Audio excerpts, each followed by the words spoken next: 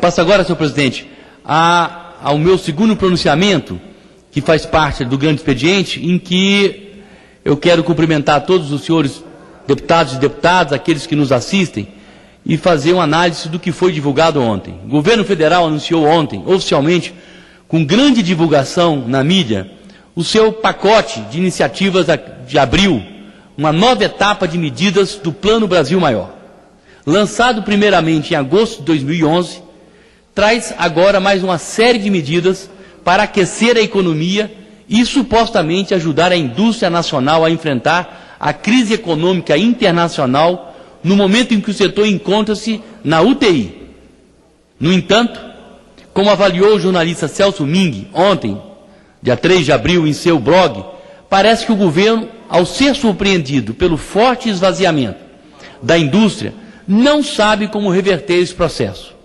Toma medidas que, além de protecionistas, criam novas distorções e, querendo compensar com espalhafato e show a falta de substância, trouxe a Brasília cerca de 200 empresários e sindicalistas para anunciar as medidas com grande produção, mas que, de fato, o conteúdo não promete o anúncio insistente de que a economia crescerá 4% em 2012 e muito menos a recuperação da indústria.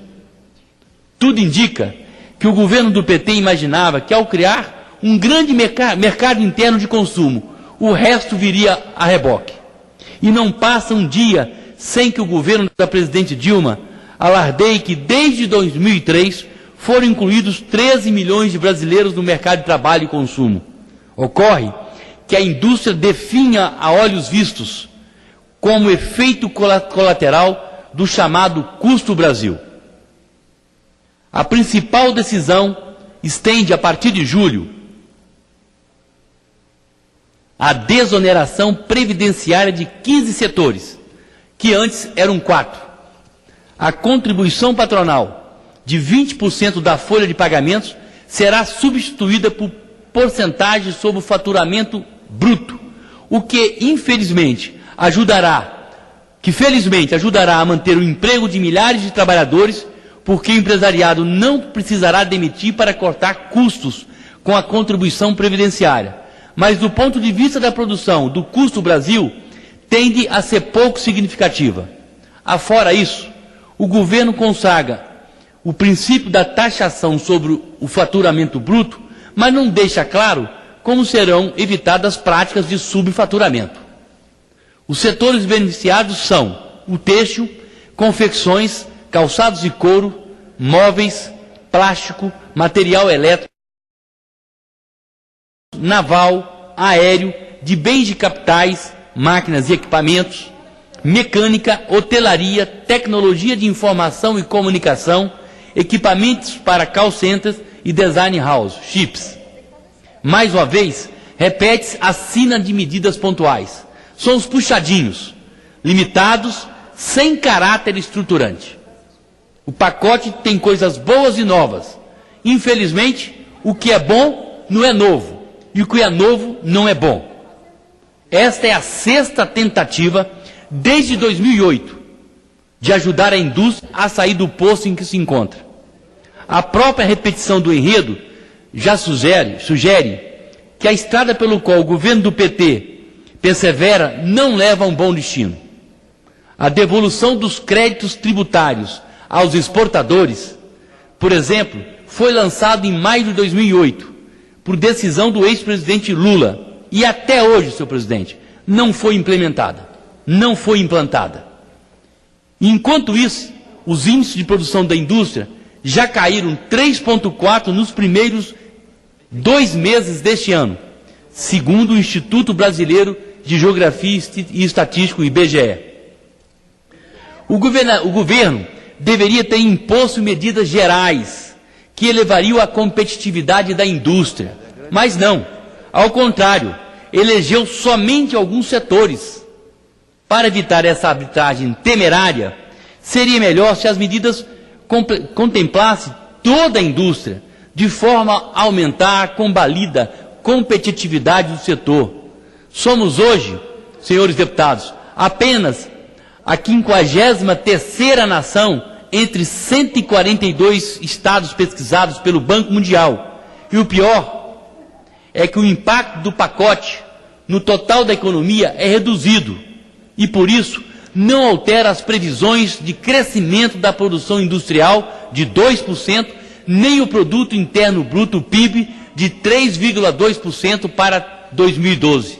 Em suma, o que foi anunciado pelo governo limita-se a desonerações tributárias, aumento e barateamento do crédito e incentivo às exportações. A cifra é potentosa, 60,4 bilhões, mas também enganosa, porque a maior parte será por meio de aportes ao BNDES e uma ínfima parcela, apenas, será de renúncia fiscal. Cada vez mais, o governo Dilma dá a entender que a solução para conter a desindustrialização passa pelo câmbio depreciado e medidas protecionistas, mas essas têm efeitos inflacionários e não passa de tapa-buracos para remediar a ausência concreta, estruturante e clara de uma política industrial. Para alvejar o câmbio, não está prevista nenhuma medida mais incisiva. E não se espante, o próprio ministro da Fazenda, Guido Mantega, disse que a 1,8, R$1,80, o dólar está razoável. Também não se anunciou derrubada do quilowatt-hora cobrado do Brasil, que é o quarto maior do mundo. Também não se anunciou nenhuma mexida na sobrecarga de impostos, que estamos alcançando a cifra de 37% do PIB, nem dos altos custos e da defasada infraestrutura e da nossa cara logística brasileira, nem dos juros escorchantes dos financiamentos do capital de giro. Na verdade, senhores deputados e deputadas, o que deveria se mexer para recuperar a competitividade da indústria, o governo não mexeu. Argumenta-se que o governo deixará de arrecadar 3,1 bilhões neste ano para apoiar a indústria. Parece muito. Não é. Representa, senhores deputados e deputadas, apenas um dia de arrecadação do leão, um dia de arrecadação dos impostos, de acordo com os números do primeiro bimestre desse ano. A carga tributária total continuará alta.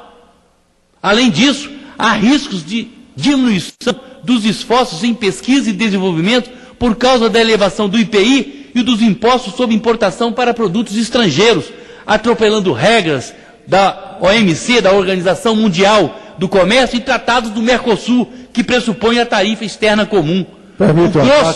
O grosso do pacote, senhor presidente, deputados, vou lhe conceder daqui a pouquinho a parte, deputado Roberto Freire, virá dos aportes ao BNDES, a custos menores. Serão mais de 45 bilhões. A operação é criticada por especialistas pela falta de transparência.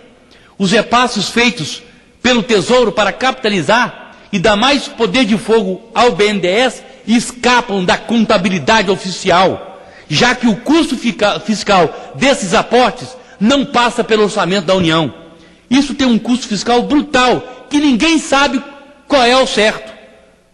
Com isso, subirá para quase 300 bilhões o que a instituição recebeu no Tesouro em 2009.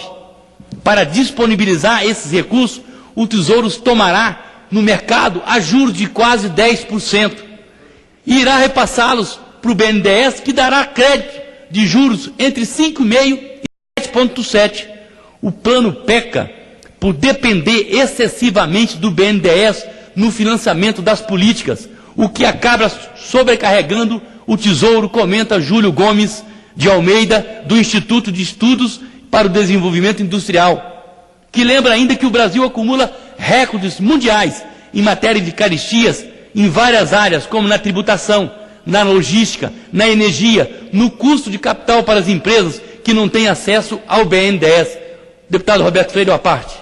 Na hora que eu pedi a parte a Vossa Excelência, Vossa Excelência falou naquilo que eu queria ligeiramente comentar. Falou no pacote. Nós estamos voltando à célebre política dos pacotes para enfrentar crise econômica.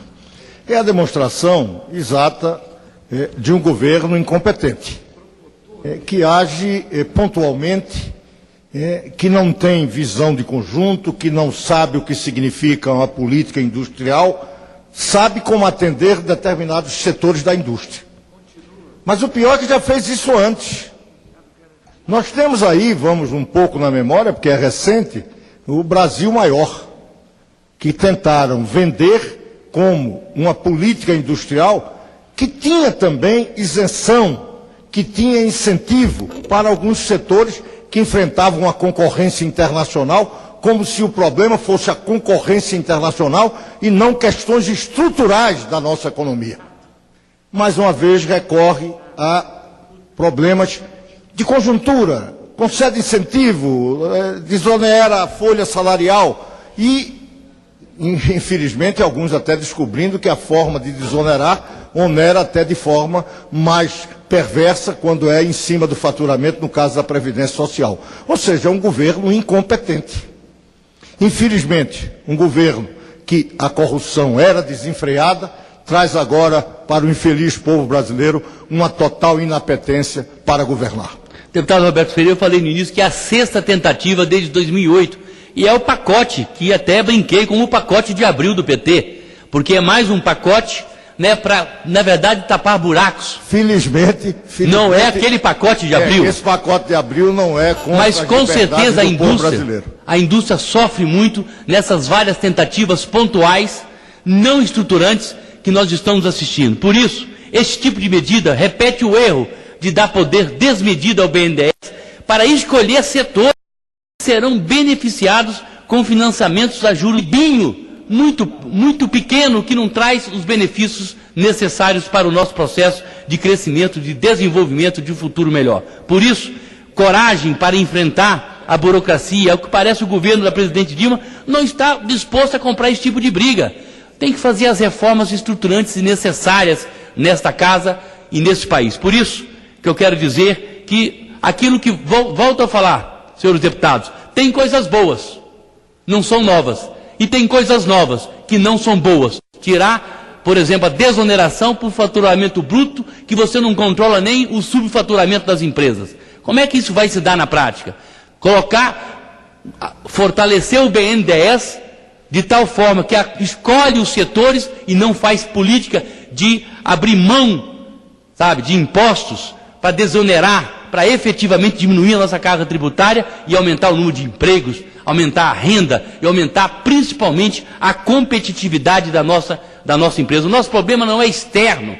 O nosso problema principal é o custo do Brasil, é interno, é nós revermos o gasto do governo, é nós temos poupança para poder investir tanto no setor público como no setor privado, é nós temos uma economia punjante que tem na educação como pilar fundamental, que anda muito mal, é só ver o PISA e o resultado do PISA. Ou seja, são muitas as reformas, são muitas as iniciativas que nós temos que tomar para que possamos ter realmente de volta uma indústria punjante, potente e que ajude a construção de um novo Brasil cada vez melhores para os brasileiros. Muito obrigado, senhor presidente.